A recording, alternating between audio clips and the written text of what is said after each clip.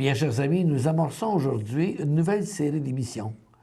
Vous êtes habitués de me voir à l'émission Son de cloche. Aujourd'hui, j'amorce une nouvelle série d'émissions qui s'appelle Sur les routes du monde. En effet, à l'occasion de différents voyages au cours des dernières années, j'oserais dire, j'ai vécu un certain nombre de voyages qu'aujourd'hui, je voudrais vous faire partager. Un peu à la méthode de M. André Langevin, qui, sur les ondes ici même, a partagé tant de fois ses voyages dans l'émission qu'on appelait Frénésie Nature. Alors, en ce qui me concerne, il y a quelques mois, c'est-à-dire du 23 septembre dernier au 24 octobre dernier, 2015 donc, j'ai eu le bonheur et le grand avantage de vivre un très beau voyage en Nouvelle-Calédonie.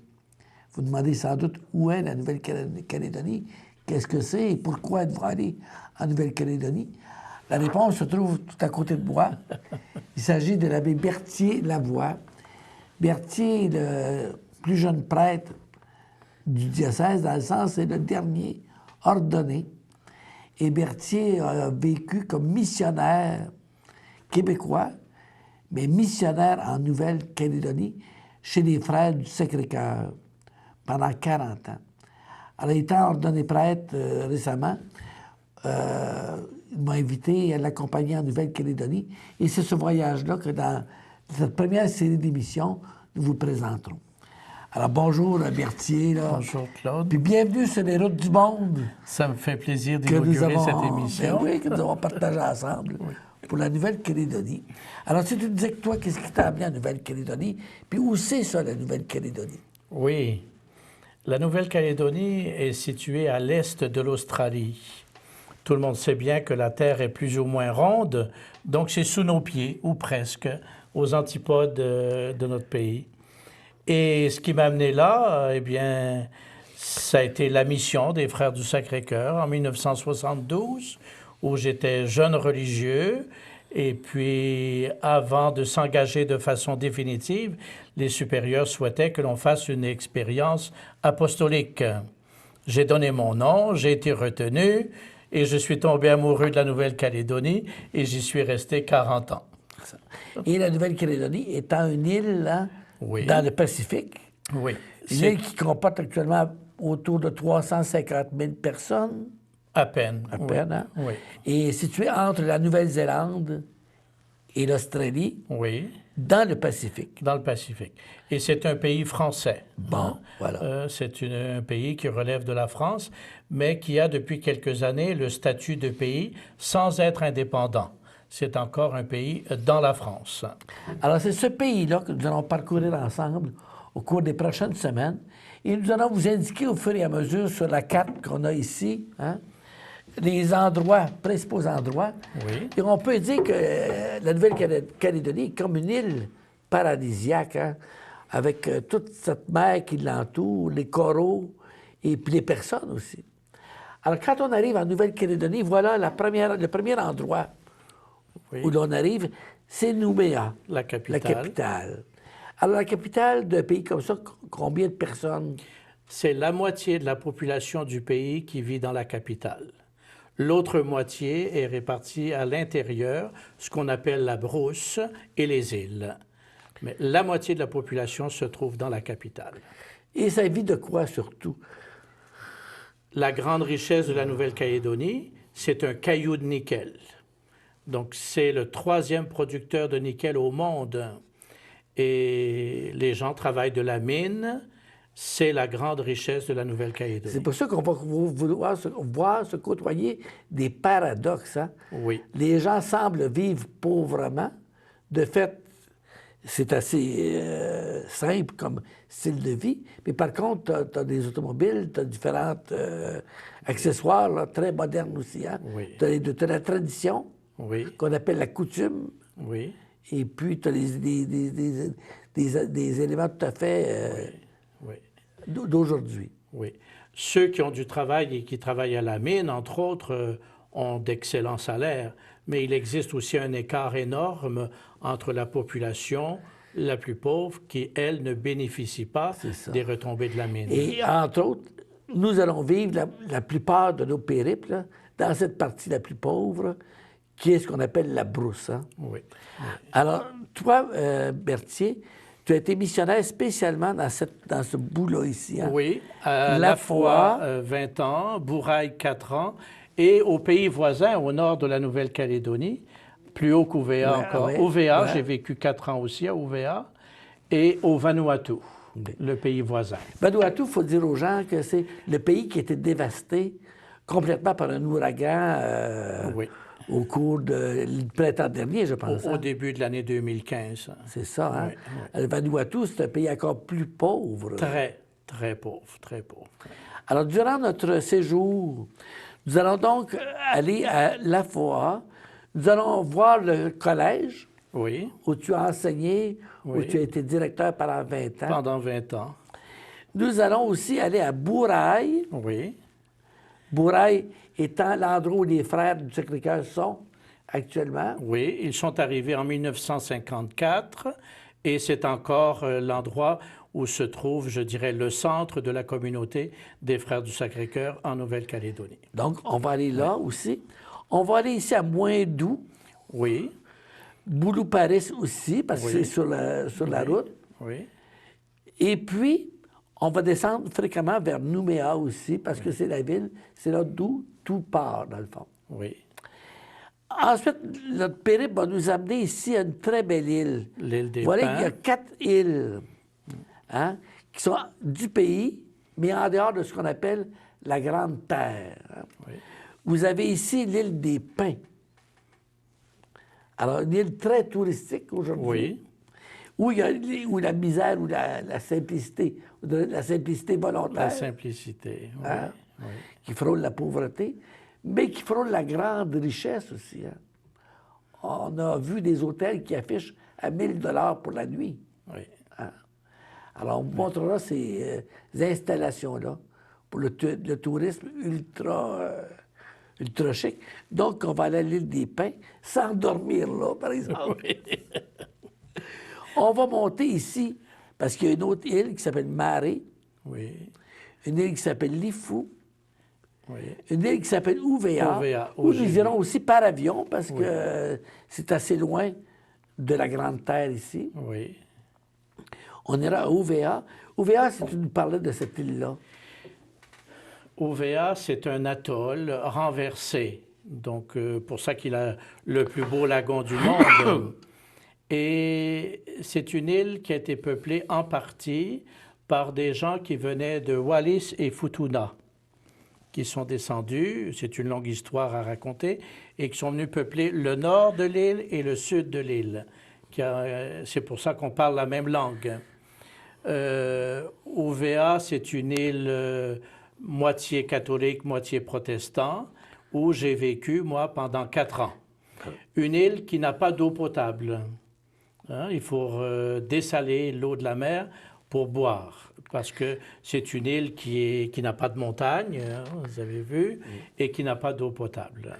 Par contre, la richesse principale est le coco. Oui. Les cocotiers. Oui, il y a une usine de savon et je ne sais pas si on fait le parfum, mais avec le copra où on fabrique le savon. Puis c'est là qu'on va voir peut-être la Nouvelle-Calédonie dans ce qu'elle a de plus typique, hein? Avec les huttes encore où les personnes vivent. Et on a la chance de visiter une famille dans une case, là, et avec tout ce qu'il peut y avoir de plus typique et original, comme on le dit là-bas, selon la coutume. Alors, ça va être l'objet d'une très belle émission aussi. D'accord. Et puis aussi, on ira dans une petite île qui n'est même pas ici inscrite parce qu'elle est toute petite. C'est l'île du Fort Amédée, où on verra qu'est-ce qu'on réserve spécialement pour les touristes. C'est une île touristique. Qui va là. Alors, ça nous donne un peu une idée. Il y a beaucoup d'autres villages là, qui ne sont pas inscrits sur ça, mais dont on fera la visite également. Et puis, nos points d'intérêt. C'est intéressant de voir les points d'intérêt que nous aurons là-dedans. C'est sûr que les points d'intérêt seront principalement ce qui concerne l'Église, d'abord. Hein. On verra un bon nombre de célébrations liturgiques. On verra le niveau des écoles, le point de vue de l'agriculture, parce qu'on est là dans une ferme aussi. Puis les gens surtout, hein. On rencontrera des gens de chacun des arrondissements. Et il y a toute la question de la danse aussi. On verra les danses chorégraphiques à l'intérieur de la liturgie, des danses, je dirais, touristiques, style Tahiti, là. Et puis des danses aussi. La dernière, c'est comment... un pilou. Les pilous. Ça qui est la danse traditionnelle de Nouvelle-Calédonie. C'est ça. Alors, j'espère qu'on vous en donne un petit peu assez pour vous susciter votre intérêt. Et puis, on se reverra au fil des semaines pour parler et vous montrer les plus belles images de la Nouvelle-Calédonie. Et tout de suite, là, dans les minutes qui suivent, nous verrons notre arrivée, justement, en Nouvelle-Calédonie, chez les Frères du Sacré-Cœur, plus spécialement à Bourail. Et vu que notre arrivée coïncide avec le début d'octobre, nous assisterons à une très, très belle célébration à la fête de Sainte-Thérèse. Alors, nous sommes rendus à notre point, notre objectif du voyage. Nous sommes en Nouvelle-Calédonie, le lieu où le frère Berthier, qui est avec moi, le père Berthier maintenant, a vécu comme missionnaire pendant 40 ans. Nous sommes précisément à Bourail. Et là, ben, on est avec Calédonien pur sang, qui est le frère Hélico.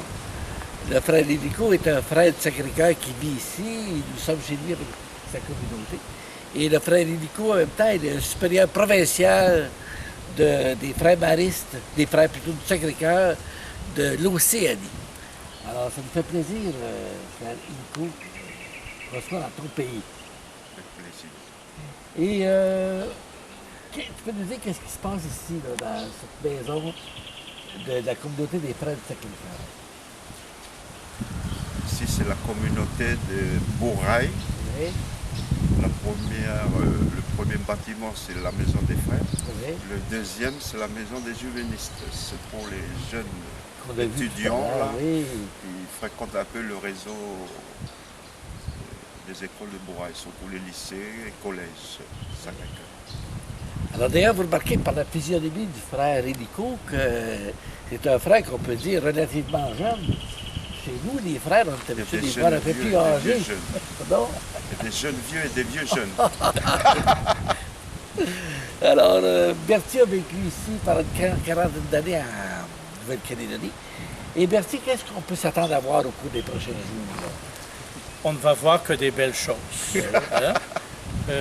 Aujourd'hui, on va faire le tour du village où on verra que Bourail est le centre fort de l'enseignement catholique en Nouvelle-Calédonie. École primaire, collège, niveau secondaire et 2 lycées professionnels, un tertiaire et un industriel. Donc c'est un centre très important pour l'enseignement catholique où ont œuvré les Frères du Sacré-Cœur depuis 1954. Voilà. On ira visiter cet après-midi aussi la tribu d'Azareux, qui n'est pas très loin, où il y a l'école des catéchistes. Les catéchistes sont les hommes et les femmes qui remplacent le prêtre dans les tribus lorsque le prêtre est absent. Ils ont une formation spéciale pour ça. Donc on ira visiter ça. Et puis on a comme projet aussi d'aller dans les îles Loyauté, OVA, l'île des Pins, une tournée de la Nouvelle-Calédonie où on s'arrêtera dans diverses missions.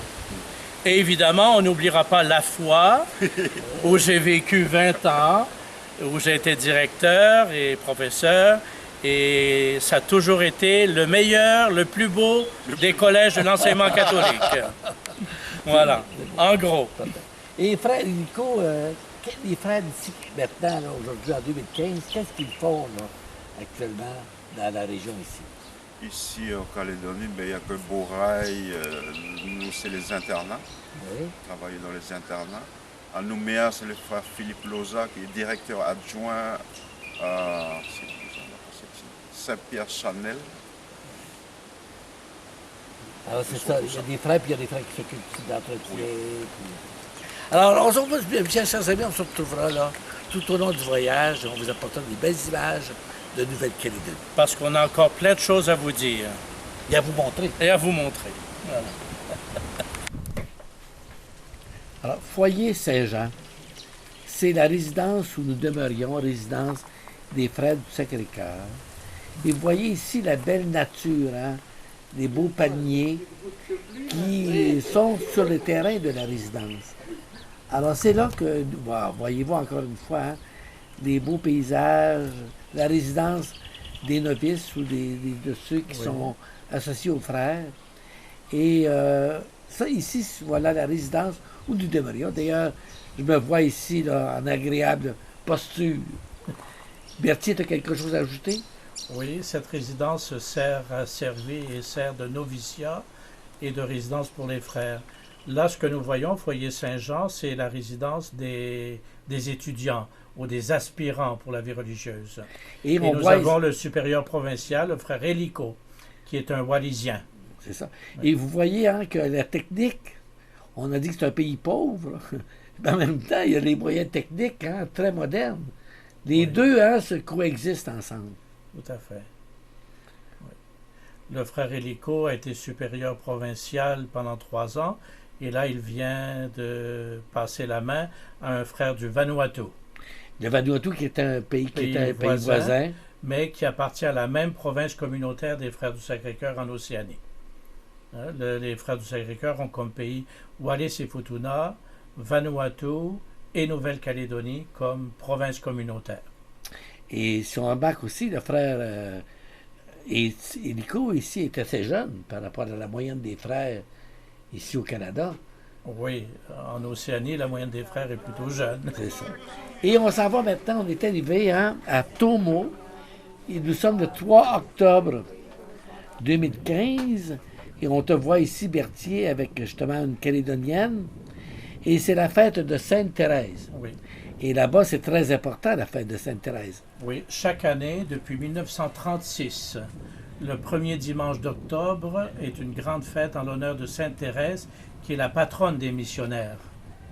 Donc, depuis 1936, dit-on qu'il a toujours fait beau et les gens marchent pendant plusieurs kilomètres pour venir à ce rassemblement qui peut rassembler 2500 à 3000 personnes chaque année. Et comme dans nos centres de pèlerinage, hein, il y a des petits magasins pour vendre des statues, des objets de piété. Oui, aussi, ou de la nourriture. Ou de la nourriture. Quoique cette fois-ci, la nourriture avait été fournie par l'ensemble des paroissiens. Et il y avait de la nourriture pour plus de 2500 personnes. Et il y en a eu en abondance pour tout le monde. C'est ça. Tout à l'heure, on a vu le responsable de la paroisse. Hein? Oui. Puis ici, c'est l'église. Parce que là-bas, on a la chance d'avoir des églises où la population est à l'extérieur. Et là, tout à l'heure, c'est à l'intérieur. Et là, voyez-vous, hein, c'est des gens encore qui sont au kiosque, là. Oui. Et tout ça est en plein air. Ça nous permet de voir aussi les différents costumes, comme quoi c'est très coloré. Hein? Voilà la chapelle de Sainte-Thérèse de l'Enfant Jésus. Pendant la journée, il y a l'adoration continue du Saint-Sacrement et les confessions. Alors, les gens continuent. Et voyez les automobiles, hein? Beaucoup d'automobiles. Oui. Même si on est ici, les confessions, voyez-vous. Oui. Et c'est là que les gens vont dîner tout à l'heure. Oui, sous ces abris.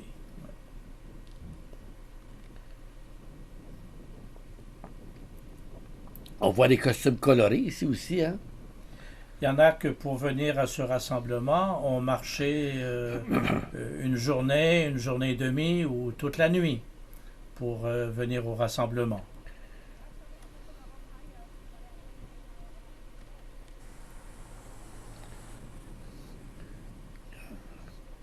Les gens attendent là, pour la confession, justement. Oui, oui.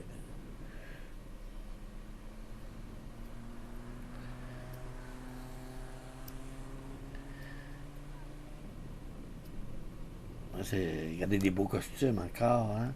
Là, on attendait le début de l'ouverture de la messe. Hein? Ouais. J'étais un petit peu en retard parce qu'on m'avait accaparé pour les confessions. Oui. Et c'est ça qui a retardé un petit peu l'entrée des prêtres pour la messe.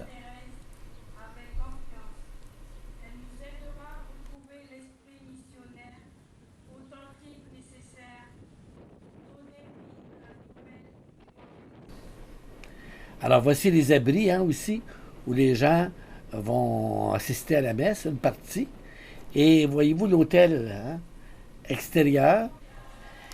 Et là, la procession va arriver quand les prêtres vont arriver. Alors, c'est ce qui se produit maintenant.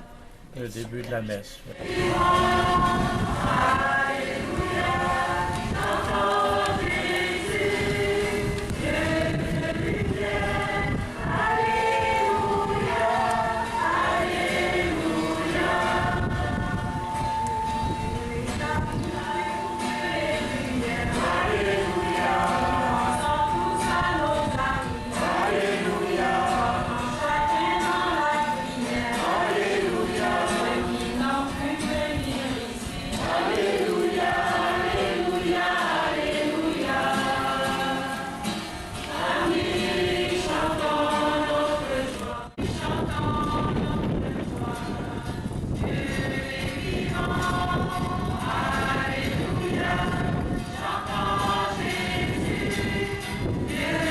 Nous voyons à l'hôtel le curé de la paroisse, le père Cyprien, qui est un Wallisien. Et prends pitié de nous.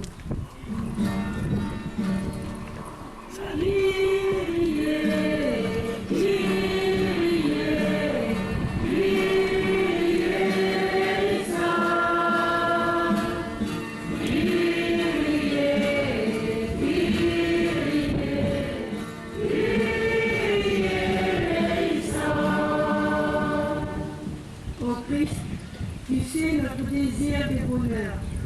Guide nos vies. Apprends-nous à vivre comme toi, à l'écoute du Père. Béni sois-tu et prends pitié de nous.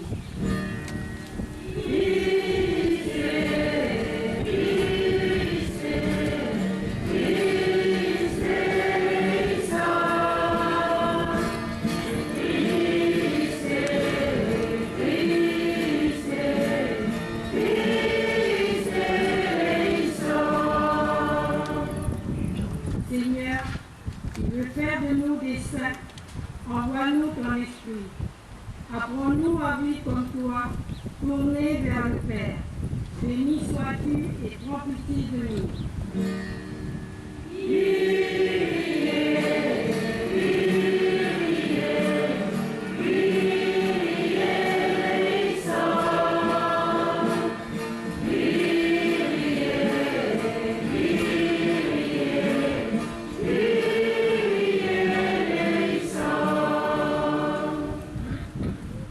Que Dieu Tout-Puissant nous fasse miséricorde, qu'il nous pardonne nos péchés et nous conduise à la vie éternelle. Amen.